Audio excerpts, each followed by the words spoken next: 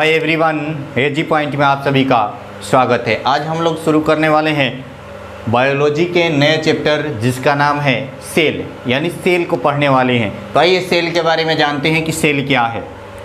देखिएगा, जो सेल है इसको हिंदी में क्या कहते हैं? कोशिका। क्या कहते हैं? कोशिका। तो ये कोशिका के बारे में जानते हैं कि इसके काम क्या है, इसको खोजा किसने था, इसे मृत में किसने देखा था, इसे सजीव में किसने देखा था, साथ ही साथ शरीर की सबसे बड़ी कोशिका, छोटी कोशिका, इसकी संरचनाएं क्या है, सबको हम लोग देखेंगे। ठीक है, जब कोशिका सिद्धांत क्या है, उसका विभाजन कैसे होता है, कैसे कैसे कोशिका सिद्धांत कार्य करता है। तो चलिए, जो लोग देख रहे हैं वे लोग एक बार शेयर कर दें। चलिए सेशन को हम लोग शुरू करते हैं। देखिएगा, सेल जो है, सेल आखिर है क्या, कोशिका है क्या? तो कोशिका जो है जीवन की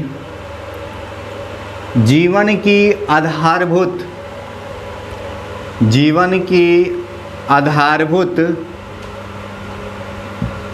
संरचनात्मक, ठीक है, जीवन की आधारभूत संरचनात्मक एवं क्रियात्मक इकाई है। क्या है? क्रियात्मक इकाई। अब देखिएगा, जीवन की आधारभूत संरचनात्मक एवं क्रियात्मक इकाई को क्या कहा जाता है? कोशिका कहा जाता है। कोशिका का जो सेल शब्द है, यह लैटिन भाषा के शब्द सेल्यूला से बना हुआ है। किससे बना हुआ है? तो यह बना हुआ है, एक शब्द है लैटिन भाषा का शब्द सेल्यूला, सेल्यूला से बना हुआ। यह किस भाषा का शब्द है? तो लैटिन भाषा का शब्द है। किस भाषा का? लैटिन भाषा का यह शब्द है, और इसी से सेल्यूला, इसी से हमारा सेल का निर्माण हुआ है। आगे देखेंगे हम लोग कि आखिर सेल को जीवन की संरचनात्मक और क्रियात्मक इकाई क्यों कहा जाता है। तो देखिए, जो हमारा सेल है, अगर हमारा कोई भी पार्ट बनता है, कोई भी बॉडी बनती है, यह सभी किससे बना होता है? सेल से ही बना होता है। तो आइए उसको समझते हैं। देखिएगा, यहाँ पर सेल हो गया, और सेल से हमारा क्या बनता है? टिश्यू बनता है। क्या बनता है? टिश्यू। और टिश्यू से हमारा क्या बनता है? Tissue system. क्या बनता है? Tissue system. और टिश्यू सिस्टम से हमारा क्या बनता है? ऑर्गेन बनता है। क्या बनता है? ऑर्गेन। और ऑर्गेन से हमारा क्या बनता है? ऑर्गेनिज्म बनता है। ठीक है, तो इसकी सबसे छोटी इकाई हमारी क्या हो गई?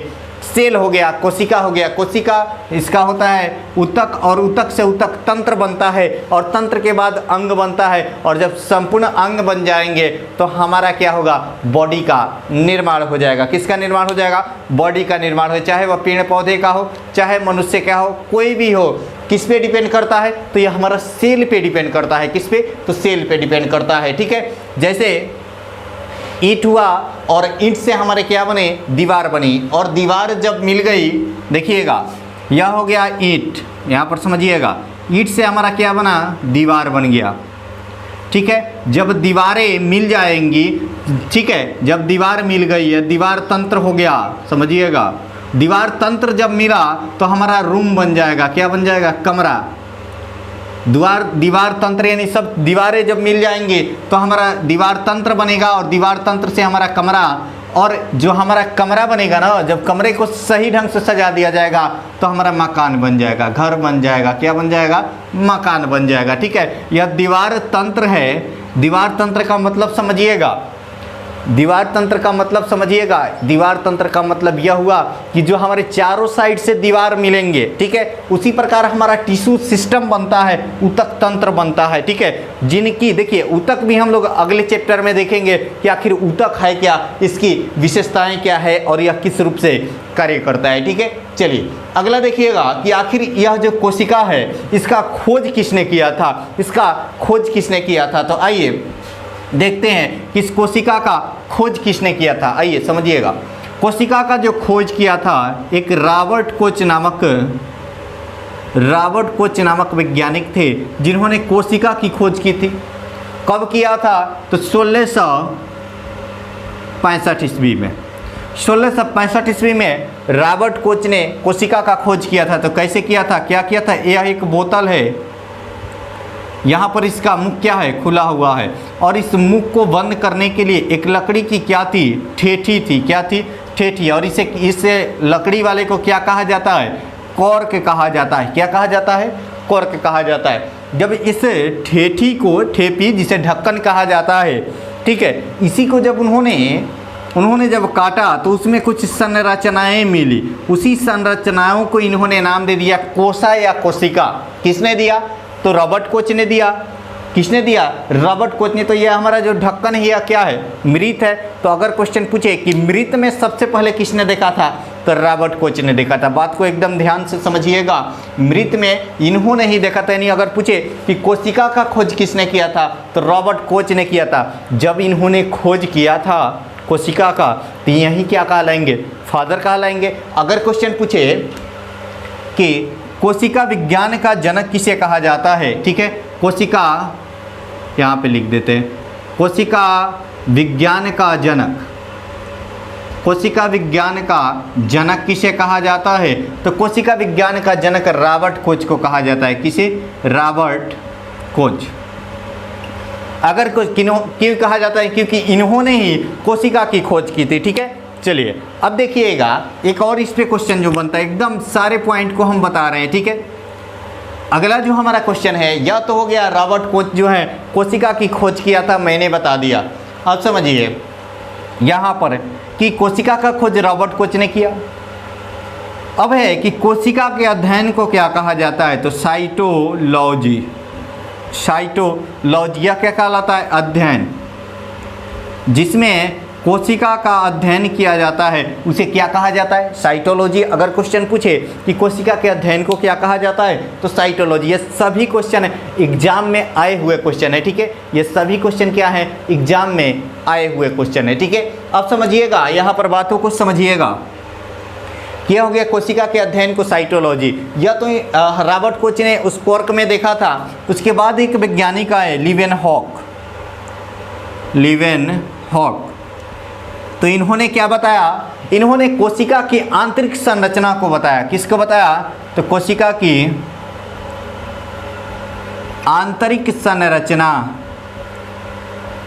कोशिका की आंतरिक संरचना को बताया। किसने बताया? तो कोशिका की आंतरिक संरचना को किसने बताया? तो लीवेनहॉक ने बनाया। किसने बताया? लीवेनहॉक ने बताया था, ठीक है। लीवेनहॉक ने बताया था कोशिका की आंतरिक संरचना को। और सजीव में भी कोशिका को किसने देखा था? तो लीवेनहॉक ने देखा था। हमारे रॉबर्ट साहब जो थे, रॉबर्ट कोच साहब, इन्होंने बताया था कि कोशिका से ही सभी जीव बने हुए हैं, लेकिन इनकी संरचनाएं क्या है इसके बारे में इन्होंने कुछ नहीं बताया। इन्होंने बताया कि जितने भी जीवधारी पेड़ पौधे जो भी हैं वह सभी कोशिका से मिल करके बने हुए हैं। इनकी जो कार्यात्मक और जो सबसे छोटी इकाई है वह क्या है? कोशिका है। अगर पूछे कि शरीर की सबसे छोटी इकाई क्या है, तो कोशिका है, ठीक है। अब चलिए यहाँ पर देखेंगे एक और वैज्ञानिक आए हुए थे 1838-39 में, स्लाइडेन और स्वान ने। इन्होंने क्या दिया था? कोशिका सिद्धांत को दिया था, और यहीं से कोशिका के अध्ययन में सुविधाएं आने लगी, ठीक है। यह सभी लोग कुछ कुछ बताएं, लेकिन जो स्लाइडेन और स्वान आए इन्होंने कोशिका के बारे में काफ़ी बेहतरीन जानकारी दिया और कोशिका सिद्धांत का प्रतिपादन किया। तो आइए देखते हैं उनके बारे में उन्होंने क्या कहा, ठीक है। चलिए अब देखते हैं कि उन्होंने क्या कहा। स्लाइडेन और स्वान जो आए हुए थे उन्होंने कोशिका के बारे में क्या कहा। देखिए चैनल का मोनेटाइजेशन ऑन हो गया है, तो आप सभी लोग जो ऐड आ रहे हैं ना, उस ऐड को पूरा देखिए, उसे स्किप मत कीजिए, ठीक है। स्किप मत कीजिए, उस ऐड को पूरा देखिए। जब तक मतलब अपने से वीडियोज ना चालू हो जाए तब तक उस ऐड को देखते रहिए, ठीक है। यह मेरा रिक्वेस्ट है, आप लोग जरूर ही उसे पूरा करेंगे, ठीक है। चलिए अब देखिएगा, यहाँ पर जब एक और वैज्ञानिक आए स्लाइडेन और स्वान, जिन्होंने क्या दिया 1838-39 में, स्लाइडेन और स्वान 1838 में, ठीक है। स्लाइडेन और स्वान ये लोग जब आए तो इन्होंने कोशिका सिद्धांत को दिया। किसको दिया? कोशिका सिद्धांत दिया। अब देखिए ये लोग आए और कोशिका सिद्धांत को दे दिया। तो आइए देखते हैं कि कोशिका सिद्धांत क्या है, इन्होंने क्या बताया, ठीक है। देखिए इन्होंने बताया, फर्स्ट जो इनकी स्टेटमेंट थी, फर्स्ट स्टेटमेंट जो इनका था, इन्होंने बताया कि सभी जीवधारी किससे बने होते हैं? सभी जीवधारी सेल से बने होते हैं। सभी जीवधारी कोशिका से बने होते हैं, सेल से बने होते हैं, कोशिका से बने होते हैं।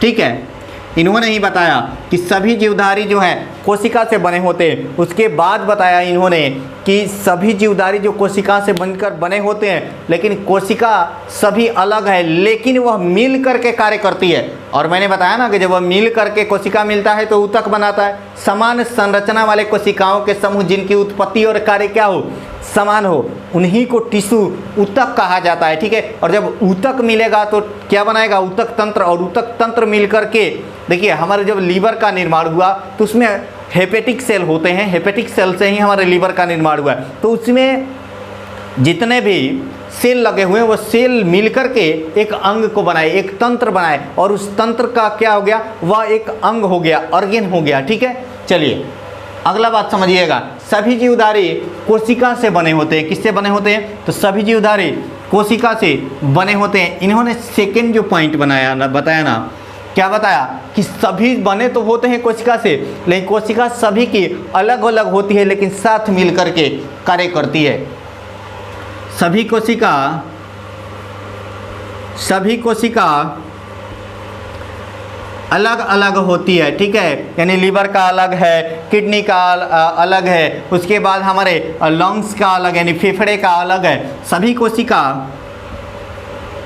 अलग अलग होती है, लेकिन क्या है, लेकिन समान जो कोशिकाएं हैं वही एक साथ मिलकर के, लेकिन एक साथ मिलकर के कार्य करती हैं। समान कोशिकाएं एक साथ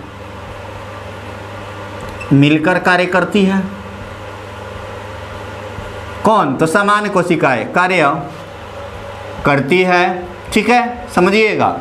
सभी जीवधारी कोशिका से बने होते हैं, सभी कोशिका अलग अलग होती है, लेकिन एक साथ मिलकर के कार्य करती है। अगला देखिएगा, इन्होंने यही बताया कि कोशिका का भी निर्माण हुआ था, वह किससे हुआ है, तो कोशिका का निर्माण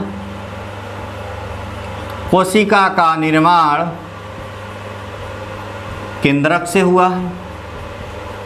कोशिका का निर्माण केंद्रक से हुआ है। ठीक है, कोशिका का निर्माण किससे हुआ है, तो केंद्रक से हुआ है। अगला देखिएगा कि नई कोशिका का निर्माण कैसे होता है। इस बात को भी इन्होंने बताया था कि नई कोशिका जो बनेगी वह जो है पहले से उपस्थित कोशिकाओं के टूटने से बनती है। यानी कोई नया कोशिकाएं नहीं बनती है, जो पहले से उपस्थित कोशिकाएं हैं वही टूट करके नई कोशिकाओं में क्या हो जाती है, विभाजित हो जाती है। ठीक है, चलिए अगला टर्म देखिएगा, नई कोशिकाएं। चौथा जो इन्होंने बात बताया था, नई कोशिकाएं पहले से उपस्थित कोशिकाओं के टूटने से बनती है। नई कोशिकाएं पहले से उपस्थित कोशिकाओं के टूटने से बनी है, कोशिकाओं के टूटने से बनी है। ठीक है, टूटने से बनी है। अब देखिए यहाँ पर एक पॉइंट आ गया, एक समझने वाली बात हो गई कि आखिर जो टूटती है तो वह सभी कोशिकाएं क्या कहलाती है, कैसे टूटती है, यानी जो कोशिकाएं हैं वह टूट रही है तो वह कैसे टूट रही है, यहाँ पर एक पॉइंट आ गया। और उनको कहते क्या है। ठीक है, जैसे देखिए यहाँ पर एक कोशिका है, जो मान लीजिए यह एक कोशिका है, मान लीजिए जब यह कोशिकाएं डिवाइड हो गई तो इसे क्या कहेंगे, और जो पहली वाली कोशिका है उसको क्या कहेंगे। देखिए जो पहले वाली कोशिका है ना उसे मदर सेल कहा जाता है। क्या कहा जाता है, क्या कहा इन्होंने, उसे मदर सेल कहा, और जो डिवाइड हुई उसे डॉटर सेल। ठीक है, डी सेल यानी डॉटर सेल कहा, पुत्री कोशिका कहा। ठीक है, और इसे मदर यानी माँ कोशिका कहा। ठीक है, यहाँ पर सन सेल क्यों नहीं हुआ, ये भी आप लोगों के माइंड में आता होगा कि सन सेल क्यों नहीं हुआ। तो एक बात को यहाँ पर ध्यान रखिएगा, नई जो कोशिकाएं हैं ना वह पहले के ही कोशिकाओं से बन रही है। तो यहाँ पर एक बात को ध्यान में रखिएगा कि अगर नेचुरली देखा जाए तो फीमेल ही क्या कर सकती है, संतति को या उत्पन्न कर सकती है। ठीक है, इसलिए यहाँ पर डॉटर सेल इसका नाम इन्होंने रखा था। ठीक है, सन सेल नहीं रखा। ठीक है, चलिए फिर से समझ लीजिए, स्लाइडिन और स्वान जब 1838 ईस्वी में आए तो इन्होंने क्या बताया कि सभी जीवधारी जो हैं कोशिका से बने होते हैं। कोशिका सभी की अलग अलग होती है लेकिन एक साथ मिलकर के कार्य करती है। उसके बाद इन्होंने बताया कि कोशिका का निर्माण जो है केंद्रक से हुआ है। एक और बात इन्होंने बताया कि नई कोशिकाएं जो बनती है वह पहले से उपस्थित कोशिकाओं के टूटने से बनती है, और जो पहले से उपस्थित कोशिकाएं हैं उन्हें मदर सेल, और जो नई कोशिकाएं हैं उन्हें डॉटर सेल के नाम से जाना जाता है। ठीक है, हमने जो पॉइंट देखा उसमें उन पॉइंट में मैंने ये भी देखा कि कोशिका की खोज किसने किया, जरूर याद रखिएगा, रॉबर्ट कोच ने किया था 1665 ईस्वी में, उसे किया था। स्लाइडेन स्वान जो है इन्होंने कोशिका सिद्धांत को दिया था। अगर क्वेश्चन पूछे कि कोशिका सिद्धांत को किसने दिया था तो स्लाइडेन और स्वान ने। अगर क्वेश्चन पूछे कोशिका की आंतरिक संरचना का अध्ययन किसने किया तो लीवेनहॉक ने। अगर पूछे सजीवों में किसने देखा था तो लीवेनहॉक ने। अगर पूछे मृत में किसने देखा था तो हमारा रॉबर्ट कोच ने। वहीं कॉर्क में देखे हुए थे सर्वप्रथम। ठीक है, और कोशिका की खोज किया था। कोशिका के अध्ययन को साइटोलॉजी कहा जाता है, और रॉबर्ट कोच ने कोशिका को जब देखा था तो इसीलिए रॉबर्ट कोच को साइटोलॉजी का फादर कहा जाता है, फादर ऑफ साइटोलॉजी। कोशिका विज्ञान का जनक पूछे तो हम लोग क्या करेंगे, रॉबर्ट कोच का नाम लेंगे। अब हम लोग देखने वाले हैं कि ओवरऑल कौन सबसे बड़ी कोशिका होती है और सबसे छोटी कोशिका कौन होती है, कोशिका का आकार क्या होता है, इसको देखने वाले हैं। ठीक है, तो चलिए आगे हम लोग बढ़ते हैं। आप लोग केवल स्क्रीनशॉट लेते चले। ठीक है, चलिए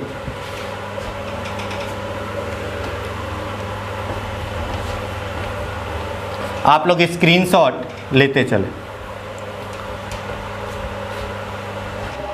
अब हम लोग देखने वाले हैं कि आखिर जो कोशिका होता है इसका सामान्यतः आकार क्या होता है, साइज क्या होता है। ठीक है, तो कोशिका का जो सामान्यतः साइज होता है, साइज देखिएगा, इसका जो साइज होता है, आकार जो होता है ये 0.5 माइक्रोन। ठीक है, ये 0.5 माइक्रोन से, बात को एकदम ध्यान से समझिएगा, 10 माइक्रोन के बीच होता है सामान्यतः, 10 माइक्रोन के बीच होता है। लेकिन कुछ कोशिकाएं 200 माइक्रोन तक भी होती है। कुछ कोशिकाएं क्या होती है, 200 माइक्रोन, और कुछ कोशिकाएं 0.1 माइक्रोन की, जो सबसे छोटी कोशिकाएं हैं वो 0.1 माइक्रोन की भी देखी जाती है। ठीक है, तो चलिए इसका जो अगर पूछे सामान्यतः तो सामान्यतः हमारा क्या होता है, 0.5 माइक्रोन से 10 माइक्रोन के बीच जो है हमारा सामान्यतः इसका साइज होता है,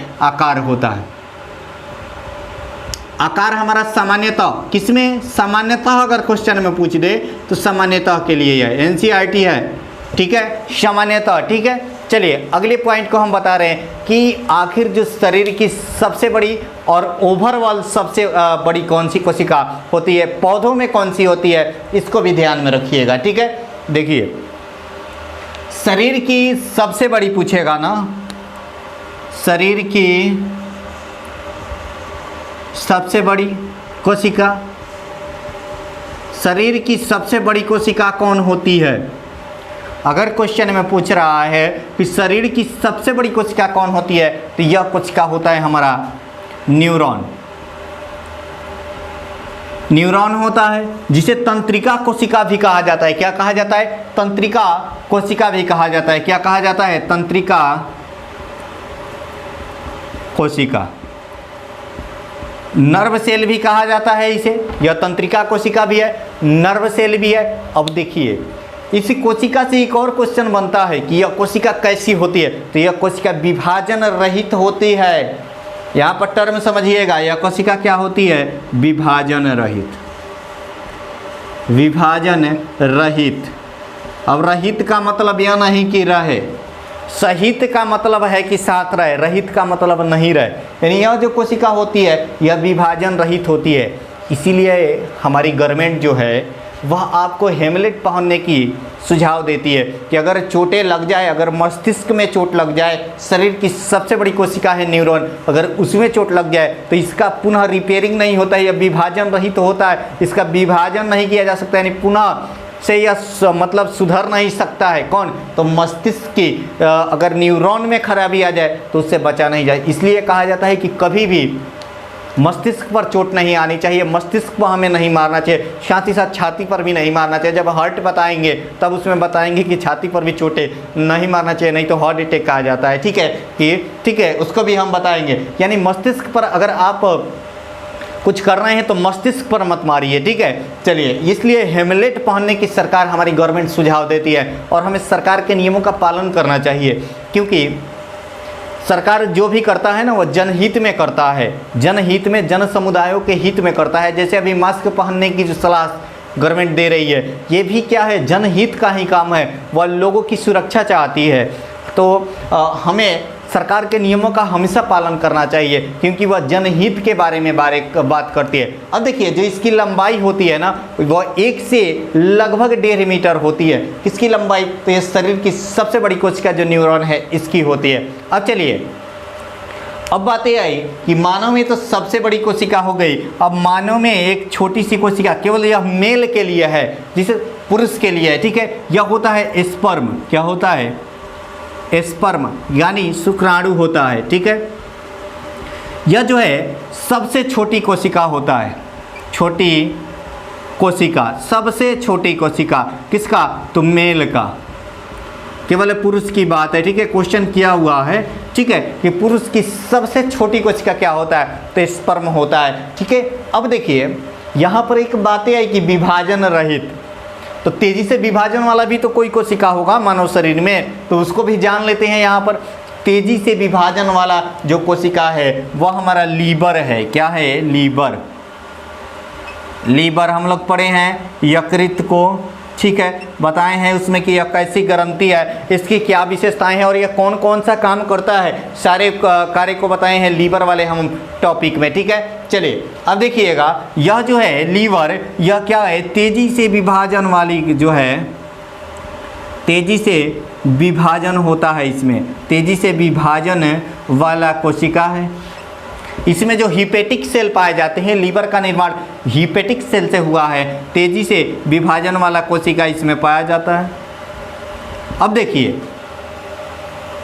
हमारे लीवर अगर जो है वह कट भी जाए ना तो उसका विभाजन होकर के फिर से मतलब इसका रिपेयरिंग हो जाता है, लेकिन मस्तिष्क में अगर चोटें लग जाए तो उसका रिपेयरिंग वगैरह कुछ नहीं होने वाला है, वह गया तो सीधे चला गया। ठीक है, अब देखिएगा, अब यह तो हमारा हो गया मानव में, लेकिन हम लोग ओवरऑल भी देखेंगे कि ओवरऑल कौन बड़ा होता है और ओवरऑल कौन छोटा होता है। ठीक है, साथ ही जंतुओं में अगर क्वेश्चन करें तो किसको टिक आउट करेंगे, और पादप में अगर क्वेश्चन करें तो किसको टिक आउट करेंगे। ठीक है, चलिए अब देखिएगा, यहाँ पर समझिएगा, अगर यह तो हो गया हमारा साइज और मानव में, अगर क्वेश्चन करें कि अगर क्वेश्चन यह करे, बातों को समझिएगा एकदम ध्यान से, कि सबसे बड़ी कोशिका ओवरऑल में, तो क्या हो जाएगा? शुतुरमुर्ग का अंडा हो जाता है। क्या हो जाता है? शुतुरमुर्ग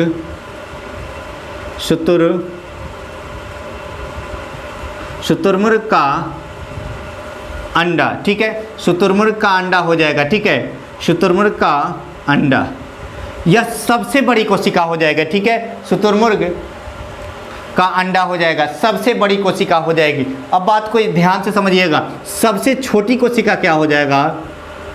सबसे छोटी कोशिका, तो सबसे छोटी कोशिका माइकोप्लाज्मा होता है, इसका एक अन्य नाम भी है, उसको भी देखते हैं। यह बैक्टीरिया है, कौन है? माइकोप्लाज्मा, सबसे छोटी कोशिका माइकोप्लाज्मा। इसका एक अन्य नाम है, इसका एक अन्य नाम भी है। ठीक है, इसका एक अन्य नाम है, उस नाम को देख लीजिए, क्या नाम है? इसी को पीपीएलओ बैक्टीरिया कहा जाता है, पीपीएलओ बैक्टीरिया के नाम से जाना जाता है। यह बैक्टीरिया है, क्या है? और बैक्टीरिया है, क्या है? बैक्टीरिया। और बैक्टीरिया है तो क्या है? यह प्रोकैरियोटिक होगा। जब हम सेल डिवीजन को बता रहे हैं तो उसमें बताएंगे कि प्रोकैरियोटिक, यूकैरियोटिक, उसकी संरचनाएं, उसके इंटरनल सारे पार्ट को बताएंगे। उसके बाद कोशिका के जो पार्ट हैं उसमें क्या क्या पाए जाते हैं, वह क्या करता है, इन सारे बात को देखिए। कोशिका जो चैप्टर है सेल चैप्टर, यह थोड़ा बड़ा चैप्टर है, तो इसको 2, 3, 4 पार्टों में हम लोग करेंगे, एक एक करके करेंगे, मतलब 3 या 4 पार्ट में इसको कंप्लीट करेंगे, बेहतरीन ढंग से कंप्लीट करेंगे, ठीक है। इस पीपी येलो बैक्टीरिया एक नया टर्म आ गया, इसका नाम पूरा क्या है, अब पीपी येलो आ गया तो इसका भी तो कोई नाम होगा, तो इसका नाम है प्यूरोनिमोनिया लाइक ऑर्गेनिज्म, प्यूरोनिमोनिया लाइक ऑर्गेनिज्म।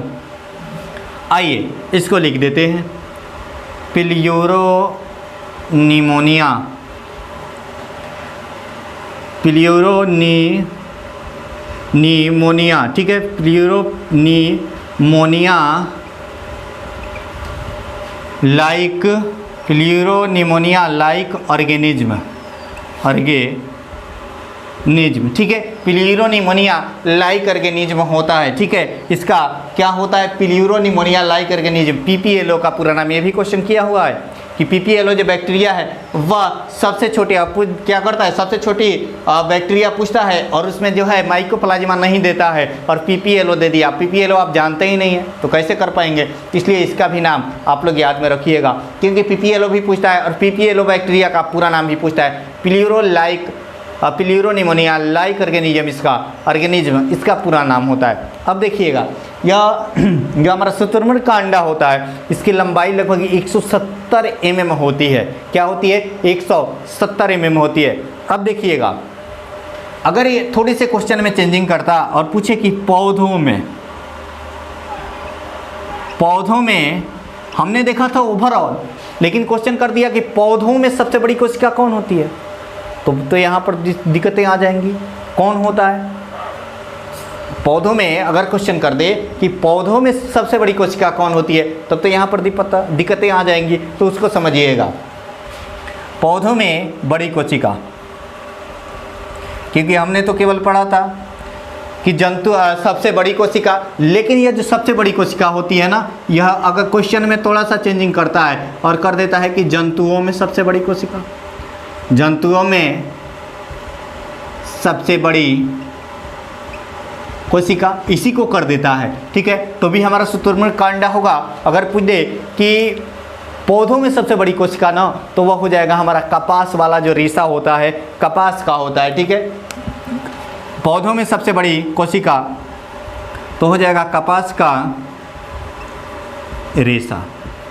इसकी जो लंबाइयाँ होती है लगभग 55 से 60 सेंटीमीटर के बराबर होती है। देखिए हमने जो बताया, यह बताया कि मानव में सबसे बड़ी कोशिका कौन होती है, तो होता है हमारा न्यूरॉन, याद रखिएगा, यह क्वेश्चन करता है न्यूरॉन, इसी का एक अन्य नाम है तंत्रिका कोशिका, और इस तंत्रिका कोशिका को इंग्लिश में नर्व सेल कहा जाता है। क्या कहा जाता है, नर्व सेल।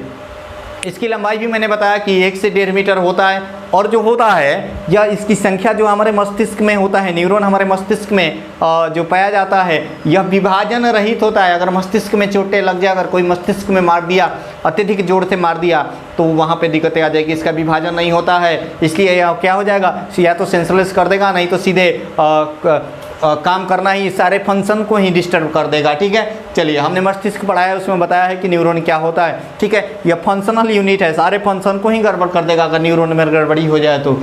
अब देखिए शरीर की सबसे छोटी कोशिका भी मैंने बताया केवल मेल का वह स्पर्म होता है। उसके बाद सबसे बड़ी कोशिका पूछे तो शुतुरमुर्ग का अंडा, इसी को पूछता है कि जंतुओं में सबसे बड़ी कोशिका, तो भी शुतुरमुर्ग का अंडा हो जाएगा। उसके बाद सबसे छोटी कोशिका अगर पूछे तो माइकोप्लाज्मा, पीपीएलओ बैक्टीरिया, और पौधों में सबसे बड़ी कोशिका पूछ दे तो कपास का रेशा होता है, ठीक है। यह सारे हमारे टर्म थे। अब हम लोग देखेंगे सेल डिवीजन को, तो सेल डिवीजन वाले को कल देखेंगे, यानी प्रोकैरियोटिक और यूकैरियोटिक जो होता है, संरचना के आधार पर हमारे सेल प्रोकैरियोटिक क्या होते हैं, यूकैरियोटिक क्या होते हैं, इसके अंतर्गत क्या पाया जाता है, इन सारे टर्म को बताएंगे और एक एक करके सभी टॉपिक को क्लियर करवाया जाएगा। साथ ही साथ जो हमारे कोशिका है, इसके ऑर्गेनिज्म कैसे काम करते हैं, इसको भी बताया जाएगा। तो आप लोगों से एक रिक्वेस्ट है कि आप लोग जो भी क्लासेस कर रहे हैं, जो भी क्लासेस देख रहे हैं, उसमें एक काम कीजिए, जब भी एड्स आ रहे हैं ना, तो उसके स्किप वाले बटन को प्रेस मत कीजिए,